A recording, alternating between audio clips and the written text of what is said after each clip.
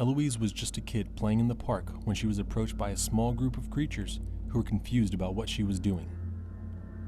She said they had high-pitched voices and were speaking a language she had never heard before. And this wasn't the last time either.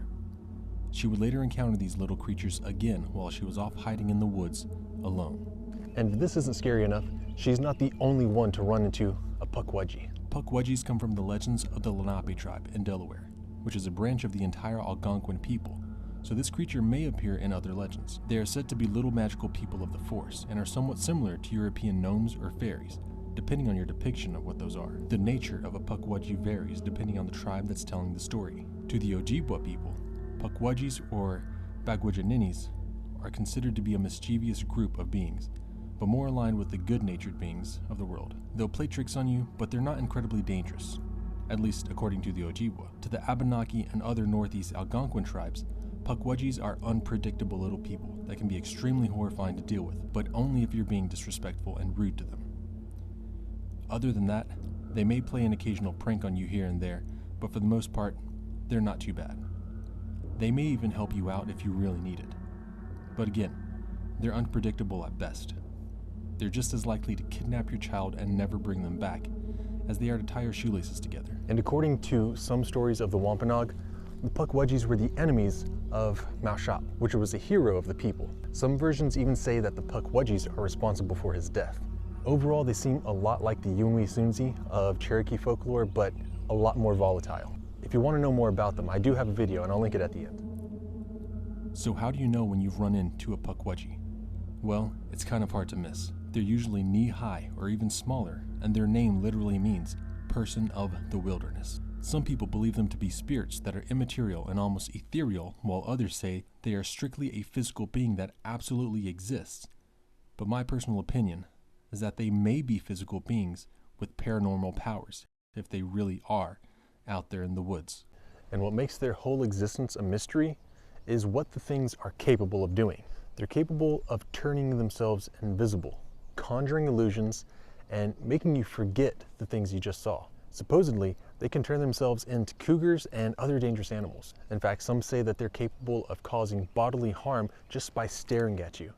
You and I can sit here and joke as much as we want about the idea of little people being in the woods. But for some, the existence of these horrifying creatures is an ongoing nightmare that they just can't seem to shake. Let me know if you see anything behind me. Bill lived in a ranch-style home.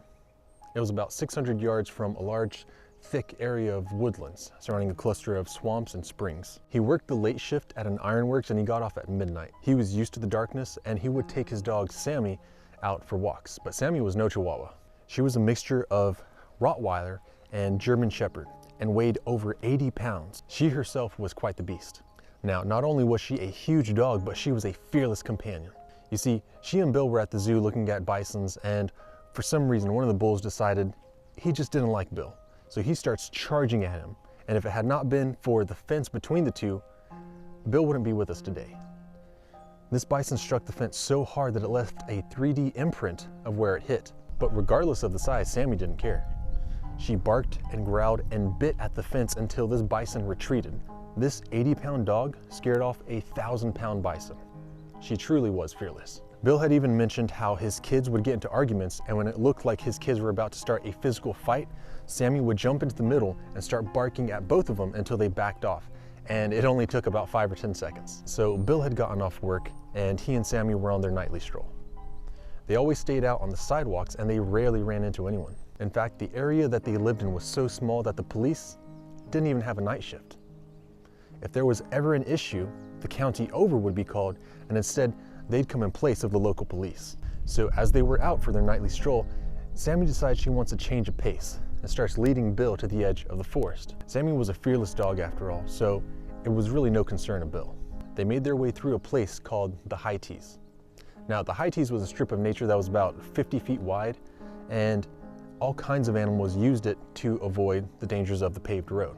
It ranged from bears, foxes, wolves, and now something else. So Bill had made their way through the High Tees until they had come to a cross street. Once they had gotten to that cross street, he and Sammy were just about 500 yards away from home. They just had to walk past the lamppost, through the forest, and then they'd be at the house. Except Sammy didn't want to. She was clearly spooked by something. Sammy began pulling her leash and whimpering and shaking and refused to walk any further. And Bill was just looking at his massive dog, asking her, "What's wrong, Sammy? Come on, let's go home. Let's go get something to eat." And then he heard it. He heard the noise that Sammy was already aware of. And then he saw it. It was just a dark figure about the size of a child at first, but he could hear this little thing rustling in the bushes and speaking to him. Or at least it sounded like it was trying to speak.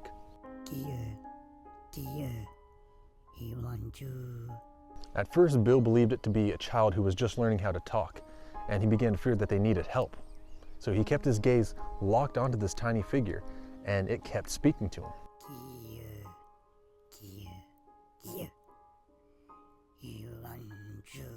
It sounded more and more impatient as time went by. Whatever it was saying, it really needed Bill to listen to it. The little creature took a step forward, and it was just at the edge of the light. And then a small, hairy hand was lifted up, and its fingers were scooped in as it was beckoning Bill to come forward.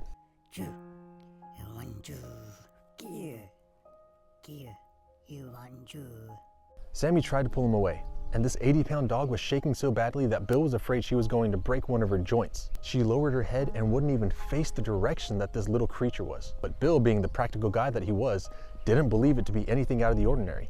He just assumed that it was a little kid that really needed help. So he takes a step closer, and he's about 20 feet from this thing, and he just asks, "Are you okay? Do you know where your house is? Do you need any help?" But instead of hearing something he understood, this little thing just kept saying the same thing over and over to him, except this time with much more force in its voice. It wouldn't stop saying this until Bill took one more step forward, and he saw that this was no kid. It was about 3 feet tall, standing on 2 legs, covered in fur, and it had kind of a chipmunky face, as Bill puts it. It even had a pot belly, making it look like it was a matured adult version of whatever it was. Its cries began growing louder and louder with more force and frustration in its tone. Bill had noticed how frightened Sammy was, and the pair backed away from this thing and headed for home as fast as they could, except they took the long way around and stayed on the sidewalk. Later that night, Bill just couldn't go to sleep. The entire ordeal had him on edge, and he just couldn't get this strange thing out of his mind. He kept wondering what it was saying, and eventually he came to the conclusion that whatever it was speaking was some form of broken English. Each time it was saying here, it was a shortened version of "come here."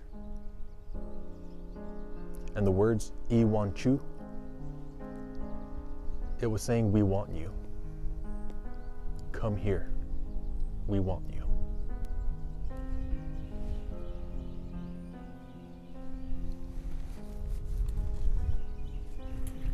If you run into one of these creatures, the best thing to do would be to politely decline and walk away. If the legends are true, then they are unable to pursue their targets. So if you leave peacefully, they won't come after you. They won't come tapping at your window at night. However, if you're rude and insulting to them, they may just curse you with something that would make you wish you were no longer in the land of the living. I think it's possibly just a best general practice to always be polite to any creatures or things you run into in the woods. Or if you prefer the safety of your home, you could check out this video here on the Junzi. They're a lot like the Puckwudgies, except not nearly as volatile. Or maybe this video here that YouTube says you're gonna love. Either way, I'll see you there.